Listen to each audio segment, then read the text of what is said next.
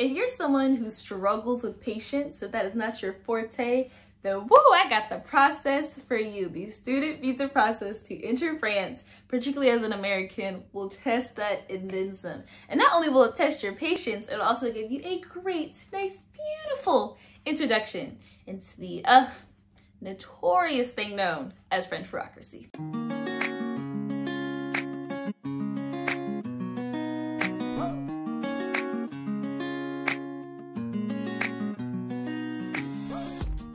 Hello beautiful people, my name is Savannah, but on the internet I go by Savvy C, and welcome back to Savvy C Scoop.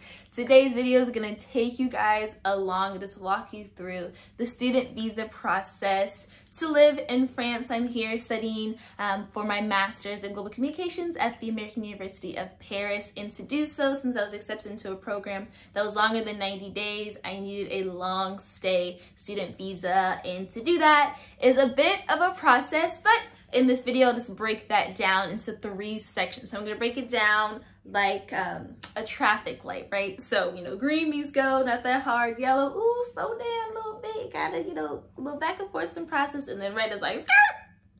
Wait a minute. So I'm gonna break it down like that, and let's get into this. The green light of this process is Campus France USA. So just according to their website, Campus France is Campus France USA is the French government agency that works with students in the US going to France for an academic program of 90 days or more. Is that you? All right then, let's keep watching them. So for Campus France, you just go to their website, which is campusfrance.org. When you get there, there's like a ton of languages offered, and you know, this organization's global, so just, you know, hit English, hit, you know, the American flag, identify yourself as such.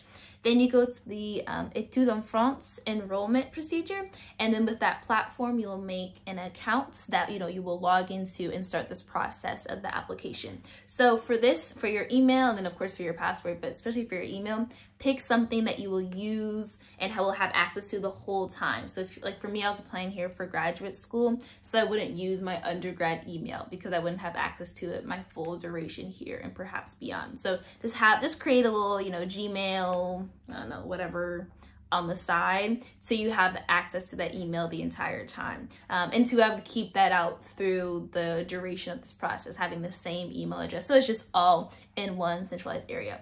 Underneath Campus France are just 2 steps. So step 1 was in French. I'm gonna butcher this, I should have practiced. Je finisais ma procédure. Désolé, peut-être, I probably butchered that.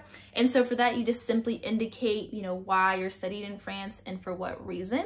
I had to find the American University of Paris, put that I'm here for my master's, and just fill that out really quick. And then step 2, je saisis mes informations personnelles. For that is when you fill out, you know, the bulk of the information. That's when, you know, you start filling out, you know, email address, your name, birthday, nationality, passport number, which you will memorize your passport number after putting it in for so many times. Your previous education home ID picture, that's, you know, JPEG or PNG, has to be no more than 300 DPI docs per inch, or 26 millimeter by 32 millimeter. Also put your residential address, same with your email address for your residential address, and make sure it's something that you will have access to receive mail and or, you know, digitally. For me, I didn't get anything mailed to me. I did it all, either I picked it up in person or it was shipped to me via email. But you might do an option where you'll ship your visa to you, which I'll get to in the reds section of the video. So just keep that in mind. And then again, you know, phone numbers, they ask you your level of French in your native language, your education background, a 250-word statement to build off what you used, basically for your statement of purpose, to again just say like why I'm coming to France, why France in particular is good for me, why I want to come here. Then you pay $205 US to Campus France, and then you'll submit all the paperwork through DocBox. And then once you do all of that, you will receive a confirmation email from Campus France, and you need to save that email and have it both in English and in French for your later in-person interview for the visa process, which we'll talk about in part red of the section. So that is just the green part. That is Campus France. That is the first and easiest part of this whole process. So after you apply to Campus France USA, you get your confirmation email, you have your acceptance letter from your host institution, you put those things together and get ready for the yellow stage of this process, which is going to France visas and dealing with, the French government / French République, which you will get really familiar with once you live here. So for that, you go to France-Visas.gouv.fr and you'll make a France visa account. Now again, with this account, like I said, for Campus France, be sure that it's the same email address, so it's just easy. You have it all in one place, and then you don't have to lose track of passwords and everything. Be sure to write passwords down somewhere in a safe place. Or I remember for this one, it had to be a very intricate password. Like it had to, the requirements for it were really intense. So yeah, in my notes I put strong, all caps password, and it'll be always asked if you can't save your information, so they're like not here, which makes sense because it is a government website. Through this, you have to just fill out a long stay visa application form, and this again, like the Campus France, it's the classic information they ask for, name, birthday, nationality, passport number, trying to think of what else, passport number, your school. This is when they asked you for, if you don't at the moment have an address, you can put your host institution will tell you. For AUP, they told us to put the school's address and that they will support you financially. I'm trying to think of what else. Your duration of your stay, of course, how long it's scheduled to happen, things like that. And you just fill all of that out. And again, you will keep this, filled out for you. You'll have this PDF saved so that it'll be for the last step. It'll be part of, the big pack of paperwork for that last step. And the biggest thing with this, you just make sure you fill out everything correctly, double, triple check with your host institution, with your school. It's a pretty lengthy form. And so if, and unfortunately with this process, if you do one wrong thing, it's kind of hard to double back and course correct. So just if you're unsure, ask your host institution, review, and make sure you have everything line by line good to go. And then after you fill this part of the process out, after you submit this part of your application in, you're good to go on that front, then you will schedule a visa appointment with one of the 9 VFS global centers in America, in the States.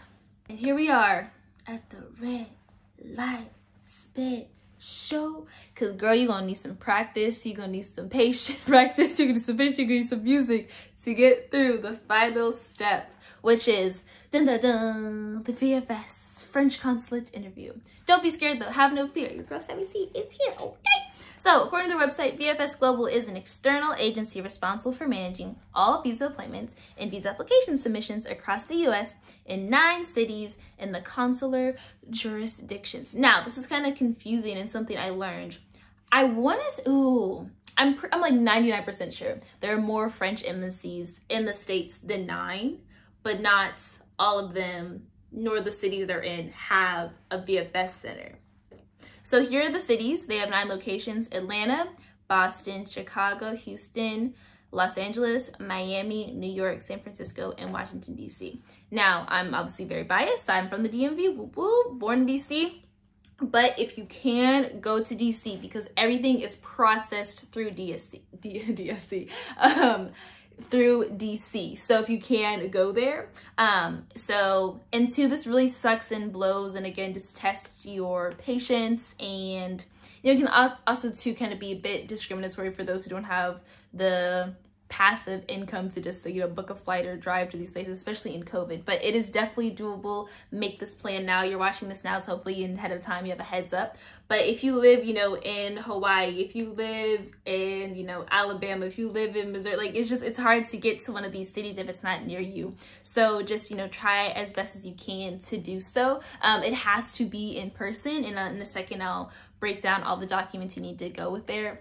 But the interview has to be in person. Even with COVID, you have to schedule an appointment online through their database, through their website. And through that, you know, you book your time, have your place, and have all your documents together. So a second, you know, you finish your France visa yellow light section of this, book your appointment as soon as you can, because appointments book up. Maybe now with COVID not as like strong and quote unquote new as it was for me back in August, it might be a bit better, but it, you know, they would fill up quick. Like they would have a weekend or a week open, and then it'd be a flood of people. Then it's like, oh, okay, we're, you know, next availability is like 5 weeks from now, where like you can go.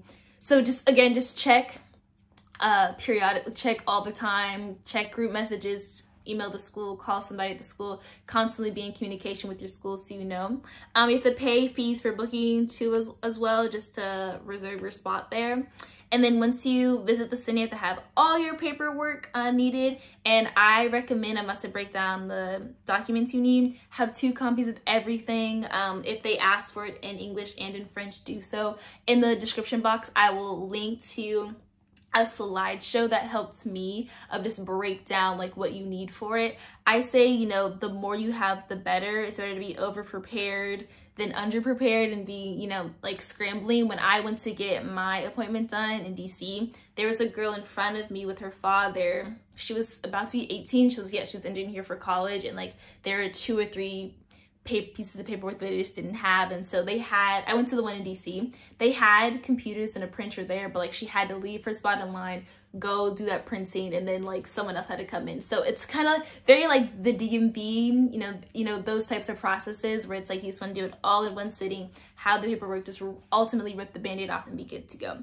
Also, when you're there at your VFS appointment, you'll be taking a picture there. That will be the picture you use for your visa. That'll be in your passport, and also you will take your biometrics and things like that. So again, just keep in mind. Then you'll be given a tracking number on your receipts to track your application, track its progress. And then for your passport collection, which will have your visa embedded in it, we'll have it in it like normally halfway through your book. It will either, you can go pick it up in person if you live close enough to go back to it, or they'll mail it to you. And then with the mailing, I think it's like, it's a bit of a fee. I think it's like a slight fee versus free to pick up, but I'll put it up here, how much it is to cost.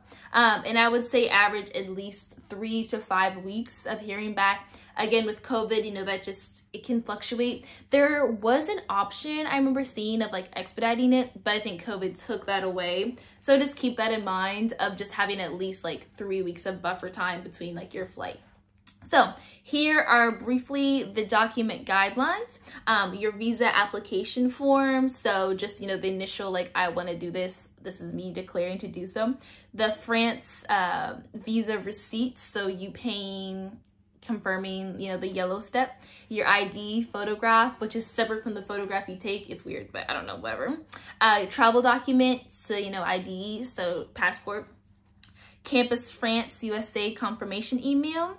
Your Études en France acceptance letter, which again is part of Campus France. Proof of accommodation in France. So, you know, for me, I had the housing, AUP housing, send me like an email and like a document to prove like I have my address. Then proof of sufficient funds for your time there in France, which is significant. That's what caught me up at the first time. I talked about it in my Journey to Paris video. I gave them my loan plan and outlined it, but it wasn't like specified that it would be enough for semesters. So get it as detailed as possible as you can. And then also make sure you have your flights plan there. You know, you have your books, your flued out, you know, you're catching the flight snapulence, if you will. Make sure you have your flight, and bon voyage, girl, you are good to go. So that is all that is required of you for that red light final stage of the VFS global interview. Again, make sure you have all your paperwork. For me, I had a folder with me and I broke down things like with, you know, paper clips and a sticky note to identify what it is. The more you're good, secure, the better. I think, you know, there's no such thing as being over prepared for a process like this, especially during COVID, especially where, you know, things are changing, you know, minute by minute, week to week. But thankfully with students though, through all of this, I've noticed and I've learned, I've seen it with it being a new semester, students are still allowed in from the States. So you will get here, but of course, you know, the process is gonna be a little rough, but you know, you gotta earn it. And I think it's, you know, France testing you if you really want to come in, if you can handle it, okay? I hope a parade that made sense and just helped ease your nerves and fears about such a quote-unquote daunting, and right now I mean quote-unquote, a daunting process, a very intricate process. Hope I was able to help you guys understand it and break it down just a bit more. Comment below if you have any more questions. Again, I can only speak from my experience, but if I can't answer it personally, I will be sure to direct you to a resource that can. I'll have links down below to again just help break down and give overview of the student visa process and what all of that looks like. Be sure to like and subscribe for more. Thank you guys so much for watching. We're almost at 400 subscribers, just so crazy. Thank you guys just for coming back week after week and dealing with my little shenanigans. I know I be talking with my hands, talking a little fast, but it's so much fun making these videos, and I love hearing back from you guys and knowing that something I'm doing from my little couch is helping so many of you literally all around the world. As always, I am sending my love to wherever you are in the world where you're watching this, and I will see you guys in the next one. Bye. Or actually, no, I'll see you in France. Bye.